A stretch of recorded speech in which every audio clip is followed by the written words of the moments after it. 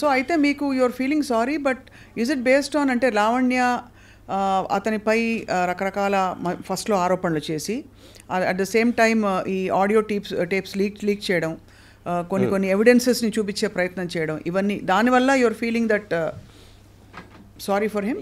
I think it's a highly manipulative and pre-planned అన్న feeling వస్తుంది. From whom? From that girl side.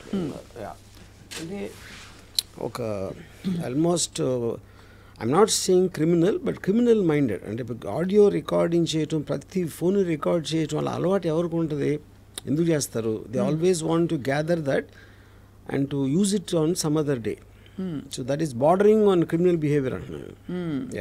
But ఆ అమ్మాయి కూడా frankly ఏదో ఒక భయంతో ఒక హెరాస్మెంట్కి గురయ్యి, లేదు ఏదో జరిగిపోతుంది, I will lose this person రేపటి రోజున అనే ఒక బెంట్ ఆఫ్ మైండ్లో నేను 11 సంవత్సరాలు ఇచ్చానంటే చెప్తున్నా. లూజ్ దిస్ పర్సన్ అని మీరు బలవంతంగా ఒక పిజన్లో పెట్టేస్తే, ఒక పంజరంలో బంధించేసి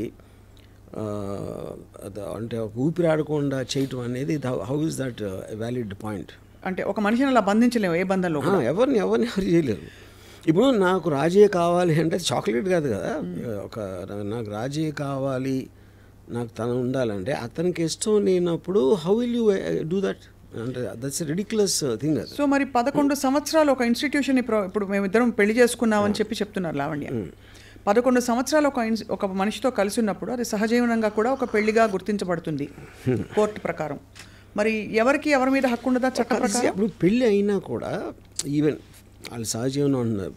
See, there are so many people who take divorce, na? After 25 years, 30 years తర్వాత తీసుకుంటారు డివోర్స్. రైట్. ఇన్ఫ్యాక్ట్ రీసెంట్లీ నాకు ఒక ఆయన చెప్పింది అబౌవ్ 60 డైవోర్స్ రేట్ ఎక్కువ అవుతుందంట సడన్గా, which you will find strange. కానీ అతను ఇచ్చిన రీజన్ ఏంటంటే, ఇంకా అప్పటికి పిల్లల పెళ్ళిళ్ళు ఇలాంటివన్నీ అయిపోతాయి కదా, వాళ్ళకున్న రెస్పాన్సిబిలిటీస్ అయిపోయి ఇప్పుడు కన్నా వదిలించుకుందాం,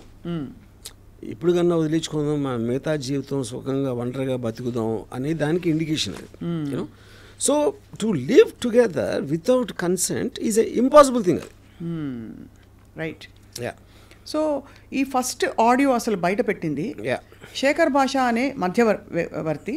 అతను పెట్టబట్టి నేను డిఫెన్స్లోకి వెళ్ళి నా దగ్గర ఉన్న ఇతరత్ర వీళ్ళవి ప్రూఫ్లు బయట పెట్టాను తప్ప, లేకపోతే అంటే మీరు అందరినీ ఇలా ప్రూఫ్లతో బెదిరిస్తున్నారనే ఒక సైకో అనే ఒక ముద్ర తెచ్చుకున్నారని లావణ్య అడిగితే చెప్పిన విషయం. సో ఫస్ట్ అతను బయటపడడం తప్పు చేస్తాడా? First of all, I don't think that's true, because I think Shekhar Basha came in a much more recent times, ever since this happened. నాకు తెలిసి అతను 30 days తర్వాత ఇప్పుడు audios we're hearing right from the beginning. అదొక point. రెండోది, ఇప్పుడు ఎవరు record చేశారు, ఎక్కడి నుంచి వస్తుంది అనేది అది కంప్లీట్ అదొక మేజ్ అది. యూనో, అంటే వేరే వాళ్ళు మాట్లాడిన అన్ని రికార్డింగ్స్ ఏడు దగ్గర వచ్చినాయి, ఎవరు లీక్ చేస్తున్నారు అనేది నాకు తెలిసి సిబిఐ కూడా పట్టుకోలేదు. రైట్. అంటే బట్ కాంప్లికేట్ అనిపిస్తుంది. బట్ ద ఫ్యాక్ట్ దట్ ఈవిడ దగ్గర అన్ని ఎవిడెన్సెస్, అంతమంది కాన్వర్జేషన్స్ ఉన్నాయి అన్నది అదొక క్రిమినల్ ఇది అంటారు బేసికలీ. క్రిమినల్ మైండ్ ఉండడం క్రిమినల్ థింకింగ్. రైట్. సో మీ దృష్టిలో లావణ్య ఏం ఎక్స్పెక్ట్ చేస్తున్నారు ఇప్పుడు అని అనిపిస్తుంది? బికాజ్ రాజ్ చరణ్ కావాలని తను బయటికి చెప్తున్నారు, బట్ యాక్చువల్గా ఏం ఎక్స్పెక్ట్ చేస్తారని మీకు అనిపిస్తుంది? Eventually I think this will reach some kind of a financial settlement అనేది నా guess. You know, but at the same time తను అంత స్ట్రాంగ్గా ఉండి ఆల్రెడీ తను అంత సపోర్ట్ చేసి ఎంతో కొంత డబ్బు ఇచ్చి అని చేశాడు కాబట్టి, whether it be in the frame of the mind, అంటే ఇప్పుడు ఫైనాన్షియల్ సెటిల్మెంట్ అనేది మీరు ఒక బయట చేస్తున్నారా, కోర్టులో అవుతుందా, depending on the various factors, అది అవన్నీ it will eventually lead to that. కానీ వాళ్ళిద్దరూ కలిసి ఉండటం అనేది జరగదు. రైట్. That cannot happen. అది కలిసి ఉండడం ఇంపాసిబుల్. నిన్న లావణ్య ఐ డ్రీమ్తో మాట్లాడిన ఇంటర్వ్యూలో చెప్పింది ఏంటంటే, తనని అరెస్ట్ చేయడం కూడా ఇట్స్ ప్లాంటెడ్. అంటే పోలీసులు ఉన్న పళంగా ఒకరోజు తను ఎక్కడి నుంచో దిగితే తనని వెళ్ళి అరెస్ట్ చేసి తీసుకెళ్ళిపోయారు. ఆ రోజు కుక్కపిల్లతో తను వాక్కి వెళ్ళింది. అండ్ ఆ టైంలో అరెస్ట్ చేసిన వాళ్ళు మఫ్టీలో రావడం అనే ఫోటోగ్రాఫ్స్ కూడా చెప్పారు. మీకు ఏమనిపిస్తోందంటే, ఒక డ్రగ్ కేసు అన్నది ఆబ్వియస్లీ మీరు క్రైమ్ స్టోరీస్ చాలా రాశారు, తీస్తారు కాబట్టి అడుగుతున్నాను మిమ్మల్ని. ద పాయింట్, ఇప్పుడు అది తన allegation about the police, but common sense tells me, ఇప్పుడు మీకు ఒక వ్యవస్థ అనేది మీరు అరెస్ట్ చేసి దాన్ని చూపించి మేజిస్ట్రేట్ అక్కడ ప్రూవ్ చేసి వాళ్ళు రిమాండ్ ఇవ్వటం, ఇన్ని ప్రాసెసెస్ అందరూ కలిసి ఏదో ఒక కుట్ర పన్నేసి ఎవరో కుట్ర చేయించారు అంటే that sounds very unbelievable. Point 1.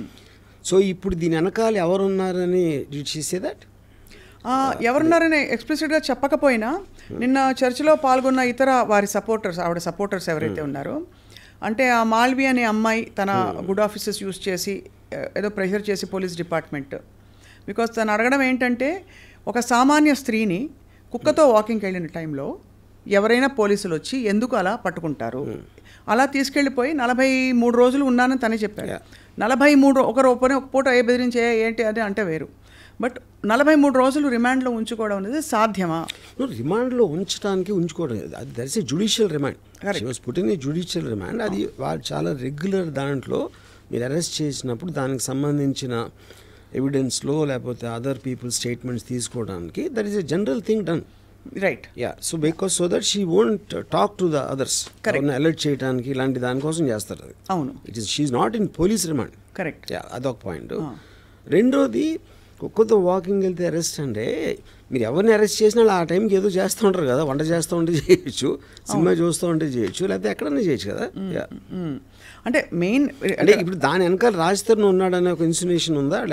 అంటే అది ఇండైరెక్ట్ గా అటువంటివి వస్తున్నాయి. ఎందుకంటే అలాంటిది వస్తే రాజు ఎందుకు కావాలి మళ్ళీ? అంటే తను సహజీవనం చేసిన వ్యక్తిని తను ఏదో చెప్పి కుట్ర పన్నేసి పోలీస్ జ్యుడిషియల్ రిమాండ్లో పెట్టించినప్పుడు ఎందుకు కావాలి మీకు అప్పుడు? ఇది అంటే ఏం జరుగుతుందంటే రాజ్ తరుణ్ ఒక రాంగ్ ఇన్ఫ్లుయెన్స్లో ఇలా చేస్తున్నాడు తప్ప బేసిక్గా మంచివాడు ఇదంతా చేసాక అనే ఒక ఇంప్లికేషన్ వస్తుంది. నేను ఆనెస్ట్గా the one person I feel really sorry for in this that girl Malhotra. ఎందుకంటే ఇప్పుడు వీళ్ళిద్దరికి హిస్టరీ ఉంది, ఏదో ఎన్నో ఇయర్స్ వాళ్ళిద్దరు కొట్టుకుని ఏదో సంథింగ్.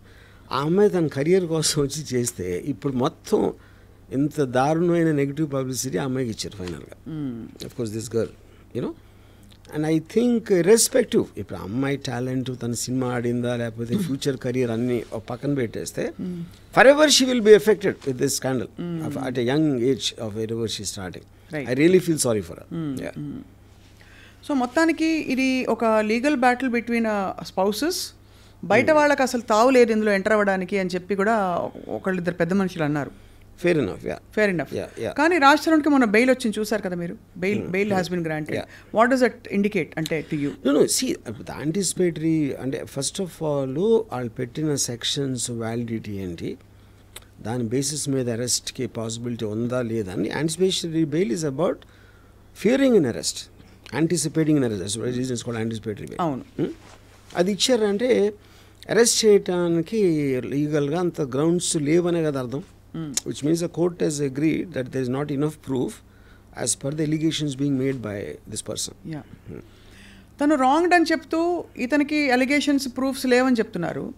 మరోవైపు ఇంకొక మనిషి లావణ్య అనే ఒక అమ్మాయి ఎక్కడో ఉంటే ఒకరోజు ఒకనొక ఈవినింగ్ సాయంత్రం వెళ్ళి అరెస్ట్ చేసుకుని తీసుకెళ్ళిపోయారు మఫ్టీలో ఎవరో వచ్చని చెప్పి జ్యుడిషియల్ రిమాండో ఏదో ఒక రిమాండ్ 43 రోజులు తన్ని జనసామాన్యం నుంచి తప్పించారు. What does that indicate to you అంటే ప్రైమా ఫేసి?